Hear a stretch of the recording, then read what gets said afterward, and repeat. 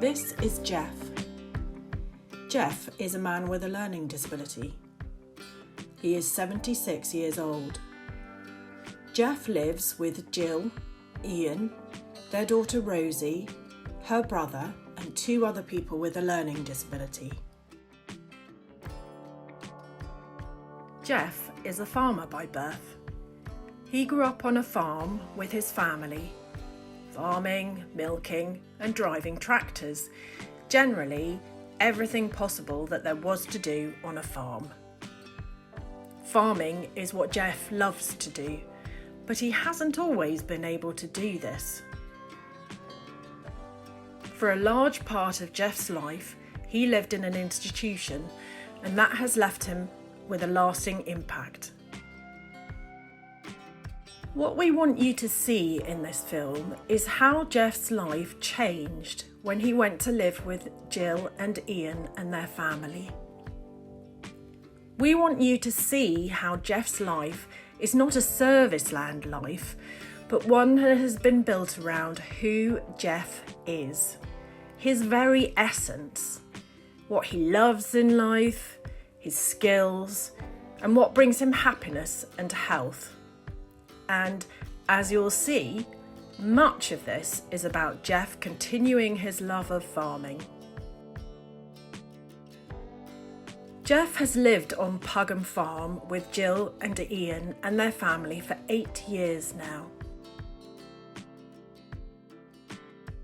Jill and Ian, who you see walking up here, became shared lives carers after working in support worker roles for many years and simply not being happy about the way people were treated. We decided from then, having a family of our own and going out to separate jobs for private care organisations, that it was all about money, and it wasn't about their personal care. It wasn't about their needs or their choices or their individuality. There wouldn't be enough staff to go anywhere or do anything. So we didn't like any of that, and we didn't want to be a part of that. And then we heard of Shared Lives, and we had this discussion with them, and we thought, well, let's do it on our own then.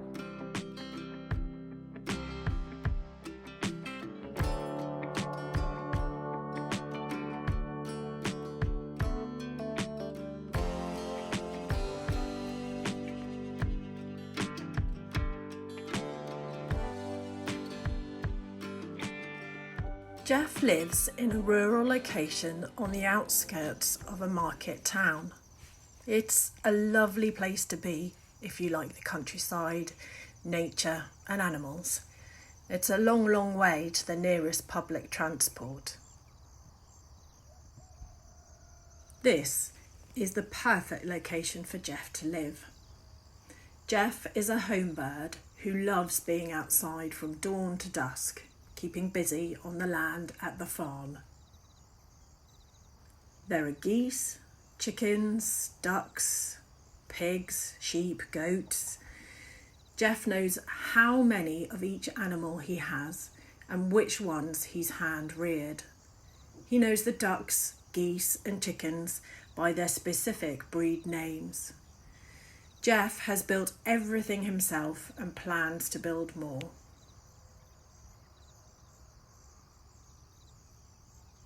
Geoff has a plucking shed. It has a bunch of partridges hanging in the corner of the small wooden hut.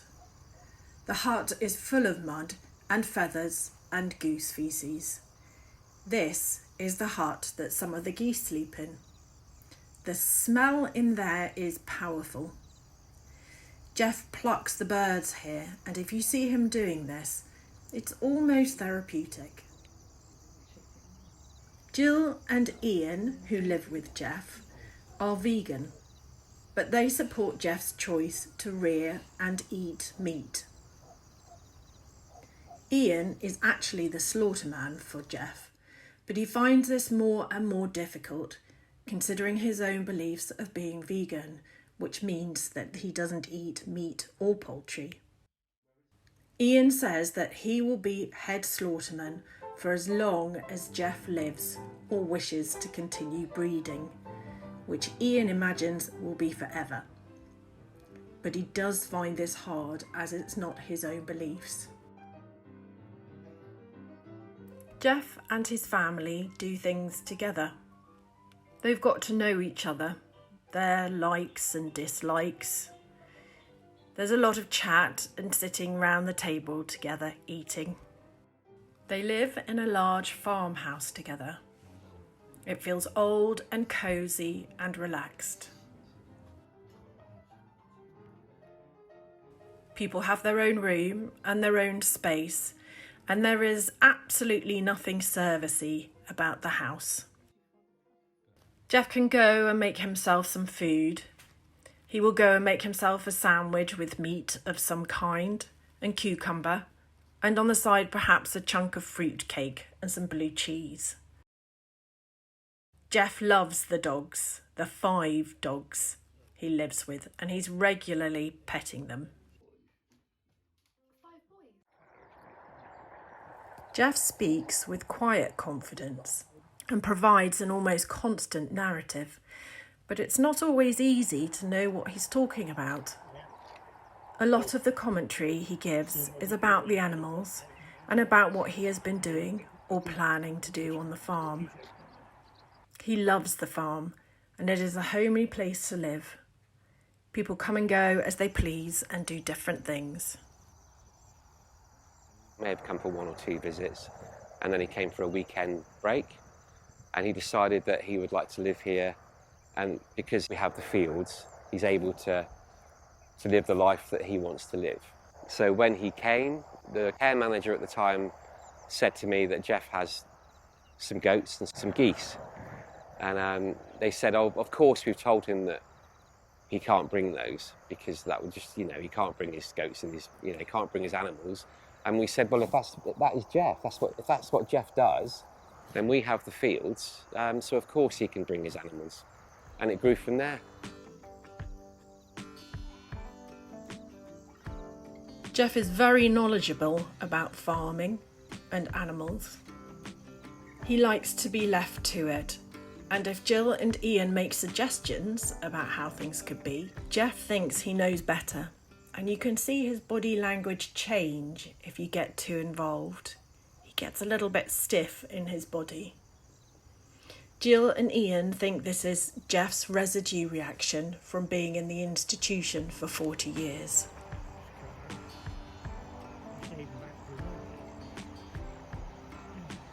Geoff's just allowed to be Geoff and do what he likes to do, which is being outside, rain or shine. Feed the goats and also lead them down with a halter, put them on their what they call, puts them on a chain so they can eat the grass on the slope. Yeah. You've got a lot to do. Yeah. Do you like doing it? Yeah.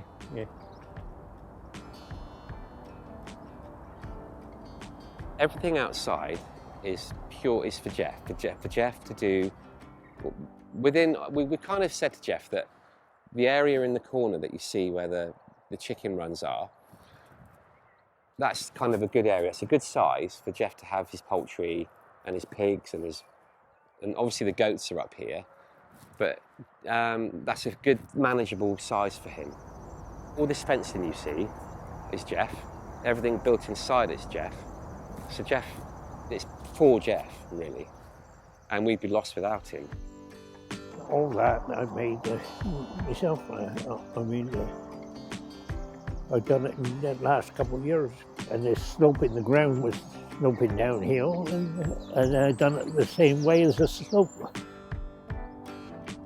His early life, he was on the family farm, and he was driving tractors, doing general farm work with his family. And he went out one evening for a few drinks, and some Marines set on him, eight of them, I believe, and they basically beat him left him for dead. But more than that, they pushed him down the cellar of the nightclub where all the barrels are, and no one knew he was there. It was towards the end of the night. The place got locked up, and in the morning, this is the story we've heard. This is not couldn't verify this bit, but that he was left there overnight is what we've heard.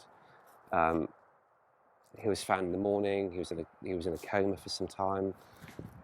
These guys were caught. They were witnesses, and they were imprisoned, I think, for 8 years. So then I think that left him with some more problems. That his family thought, is he safe to drive tractors? Should he now be on the farm? And they made this decision that he should go into a residential care. So he went to a place called Bystock in Exmouth, which is basically a big Victorian mansion. So he spent the next 40 years there. And that still upsets him now. All he wanted to do was run his family farm. And that is in his blood. It's who he is. And he was put into this institution for the large part of his life. They allowed him some goats, and they had some various different animals and some geese. But that was not a patch on what he was used to doing. And I think he could probably have still done the things he used to do. But the family came to that decision.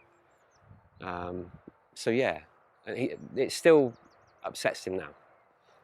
He'll sit of an evening and he'll verbalise it. And he's clearly talking about the past, and he'll say that they didn't need to put I in there. You can see how much it still affects him.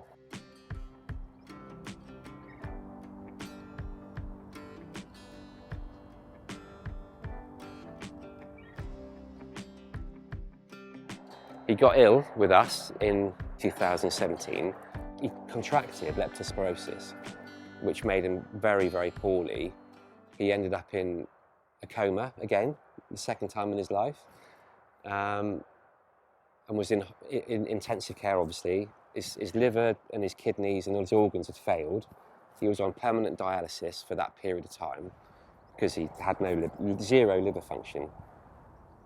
He got gradually better. But you kind of blame yourself. I did for a while, but then I got to realise and understand that we are in a rural environment. Rats are here, and they're always going to be here. And as long as you've got livestock and poultry, you're going to get them. But it's a constant battle. And we do have somebody come now every fortnight, a specialist, to try and keep Geoff as safe as we can.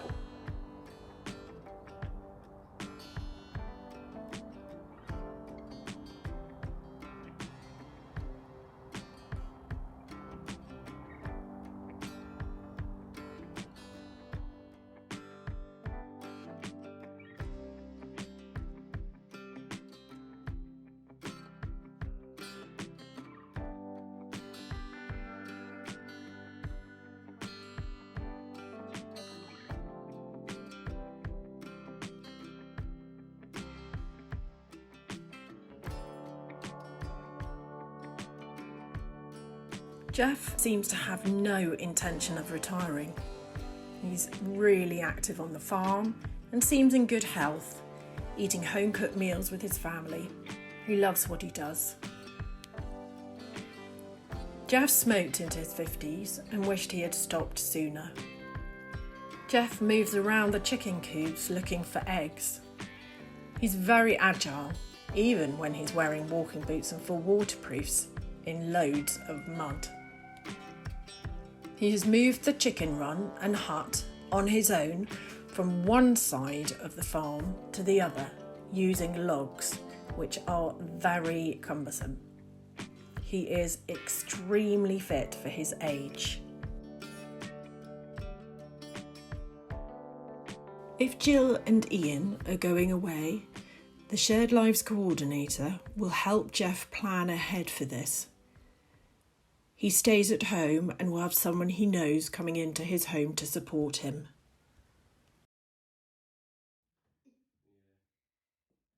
We haven't had to adapt anything as yet. He does sometimes suffer with a bad back, so he goes off to the chiropractor. He has regular health checks, and at the moment his health is top. We haven't had to do anything yet. But if that comes, then we'll adapt to that. That's what keeps Geoff going is the moving around, and If that had to stop, he hasn't got a reason. That's his whole being. Yeah. When we first lost the chickens and the ducks, he actually put a little bit of weight on because he wasn't walking around so much. But now we've got the goats and it's spring's coming. He's found lots more jobs to do, and he's happy again.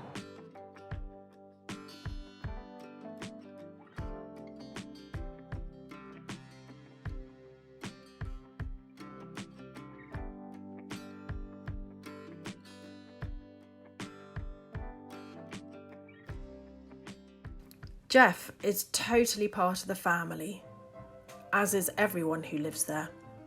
They coexist around each other. Things seem to ebb and flow. Geoff's knowledge and expertise in animals, farming and building is recognised, valued and supported. The family all go on holiday together. Jill and Ian sometimes have breaks away together, but they always make sure that the people who are looking after the family while they are away are people that Geoff likes. It is clear how much Jill, Ian and their daughter Rosie love Geoff. You can feel this when you speak to them about Geoff living with them. You hear the love in their voices. Being head slaughter person for someone when it is against your beliefs is another demonstration of the respect and two-way relationship, their love and support of each other. I definitely can't imagine life without Geoff. I mean, he is Pugham Farm. It's the soul of the house, I think, really.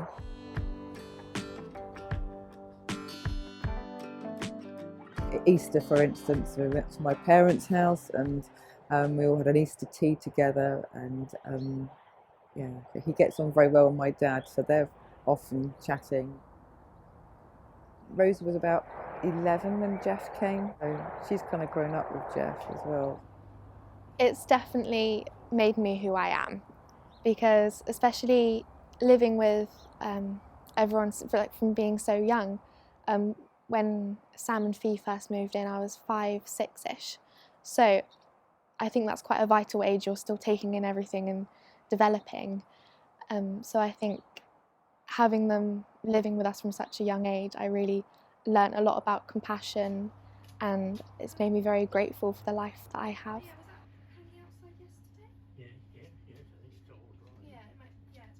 That's what it is extended family.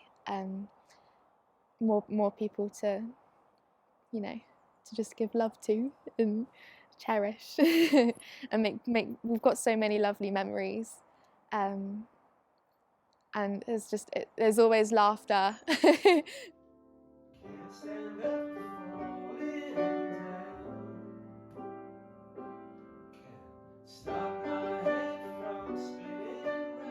He's a special man in our hearts. We've always called him Uncle Geoff. We were just saying, we never asked him if he'd like to be called Uncle Geoff. We just say it to him, Uncle Geoff, and he responds, and kind of, he's got used to that, and I think he quite likes it. But we just, a term of endearment and then love and affection towards him, we all call him Uncle Geoff. We support each other. We're kind of there for them whenever they need it, but it's just having the happy family environment brings so much to us as well. Is she feeling all right about the operation? There is really good communication between Geoff and his family, even if they can't always understand what Geoff is saying with words. They try to understand about Geoff not only through his words, but through his body language and his sounds. The family are still learning about Geoff and finding out more about each other, as happens in any long relationship, where communication is curious and open. Geoff has freedom to do what he wants, but he has also to work as part of the family. Sometimes the family get takeaways, and when they do this, Jill or Ian regularly go to 2 takeaways to pick up food so that everyone has food they like. Another example of reciprocity in Geoff's life is his love of animals. and how they love him. Geoff has a responsibility for them. He takes care of them and they respond to him. Geoff is their boss. They have a very symbiotic relationship. Geoff breeds meat and poultry and likes to give these as gifts to people he likes. Geoff enjoys giving gifts to people. Things he has grown or meat he has farmed. These are important relationships to him, and he certainly receives in return. Jill's dad sometimes brings him partridges and pheasants. When Jill's parents visit, her dad is really coming to see Geoff and will head down to see him in the fields before seeing anyone else. They have a lot in common and are quite alike in their personalities as well. Geoff will mention him often and will pick up little gifts for him, such as a mug with a pheasant on when they were recently in a shop.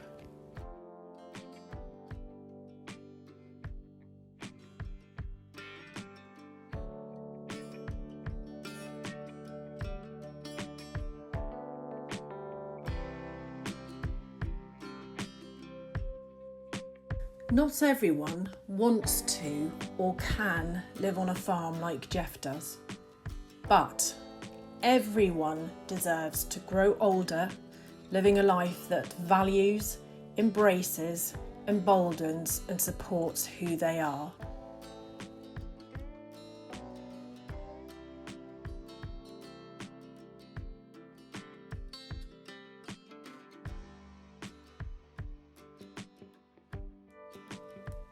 How can you discover who a person is? How can you help people create a life they love? It's over to you, social workers. Do your thing. That is where am I going, isn't it?